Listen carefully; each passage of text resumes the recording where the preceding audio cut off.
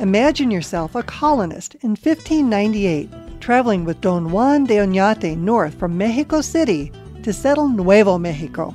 Imagine riding in a carreta pulled by oxen, past pueblos where strangers spoke unknown languages.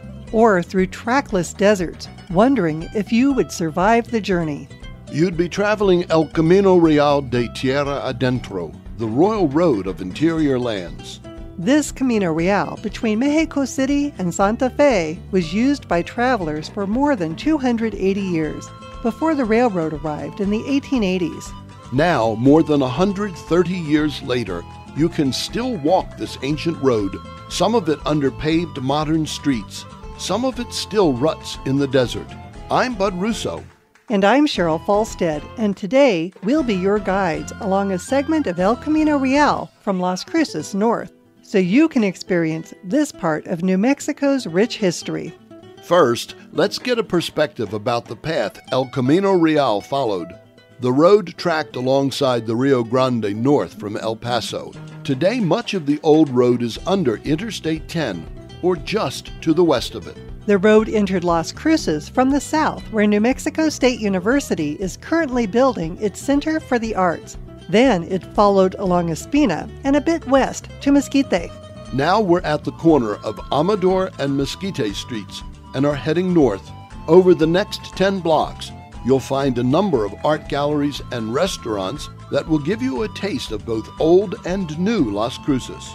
The Mesquite district was the original town, laid out after the Mexican-American War in 1848.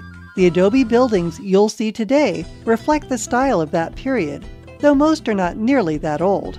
As you walk along Mesquite, you'll find Nopalitos Galleria, Studio 308, the Mesquite Art Gallery, and Unsettled Gallery, among others.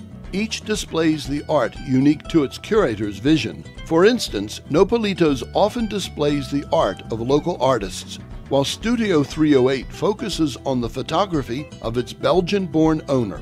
Every second Saturday, the galleries in the Mesquite district invite visitors to enjoy Camino del Arte and walk along the historic street going from gallery to gallery. Among the popular restaurants and cantinas along Mesquite is Nopalitos, which serves traditional New Mexican cuisine. At the north end of Mesquite Street is the Jardín de Mesquite, a garden with some interesting visual stories about Las Cruces, all created in ceramic tiles by local students. A few miles north of Las Cruces is the village of Doña Ana, which was settled in 1843. Within a few years, villagers had built a church and named it Nuestra Señora de la Candelaria, after the February 2nd candle mass commemorating Mary and Joseph presenting Jesus at the temple. The church served the community for more than a century before the new church, Our Lady of Purification, was built. Left to deteriorate, it would have melted away into history. But the crumbling adobe building was rescued by the community in the 1980s and restored. Today, the old church, with its new life, is part of the revitalized village. To visit this stretch of El Camino Real, take I-25 north to exit 9, New Mexico Highway 320.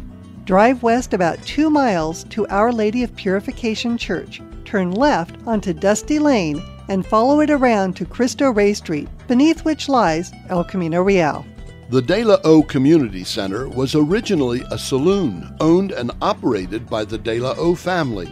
Today it is the center of festivities and festivals in the village of Doña Ana.